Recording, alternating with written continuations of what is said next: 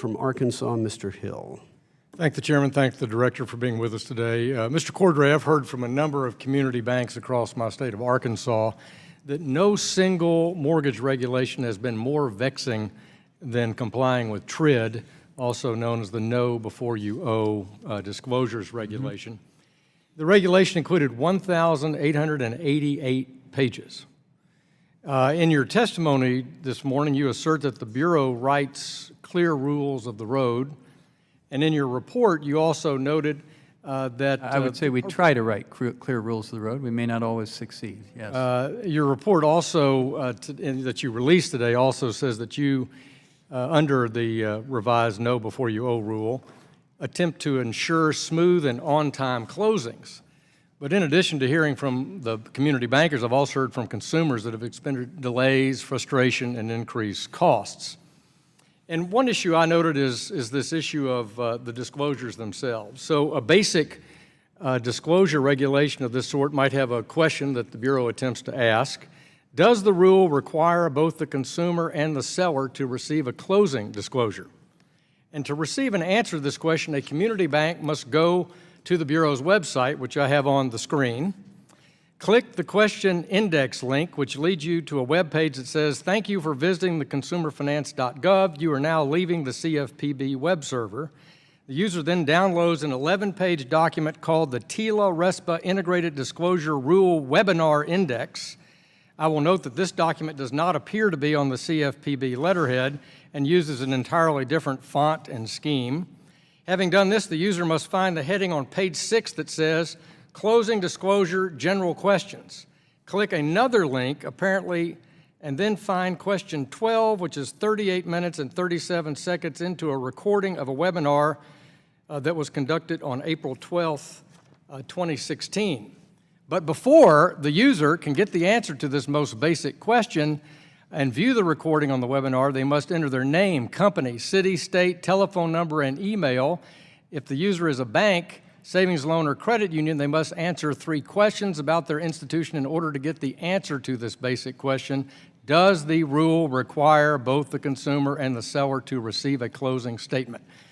So you see where I'm going here. Would you say this sounds like clear rules of the road? I would say that if what you just said is all correct, I would say that that doesn't sound as user-friendly as either you or I would like it to be, does it? I agree, Mr. Director. Yeah. And, you know, I really think, why can't the CFPB just issue written guidance and rule interpretations like the Internal Revenue Service or the SEC does? The IRS GAO has an excellent report on how to seek written answers and get written guidance from the agency. And to me, that is a more clear way to do this. Webinars are not legally binding. They're not really that helpful to compliance departments or general counsels. But let me move on. I think I've... Although, I'll just say, yeah. You know, if we write things down more, people criticize how many pages of stuff there is. And no, but I got that. But you know, through the commission and over at the IRS. But everybody wants something to be written down, and once you total it all up, it's a lot of stuff for people to read. It's a pro and con there. Yeah, I understand. When did the TRID rule become effective, Mr. Director? I believe it became effective in, I'm confusing this a bit, maybe October of 2015. And do you remember what the original effective date was to be? I think it was going to be June maybe of 2015. And well, it's August 1st, 2015. Okay. But do you know the reason why it was delayed those 2 months to October 3rd, 2015? Yeah, I know why it was delayed. It would have had to be delayed about 10 days because the Bureau didn't file a piece of paperwork it should have filed with the Congress.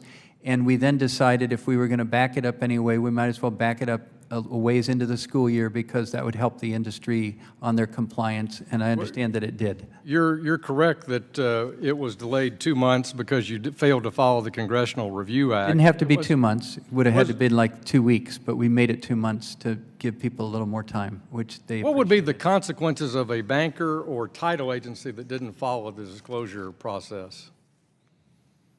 Well, we said for the first prolonged period that we were only going to be interested in substantial efforts in good faith to comply with the rule.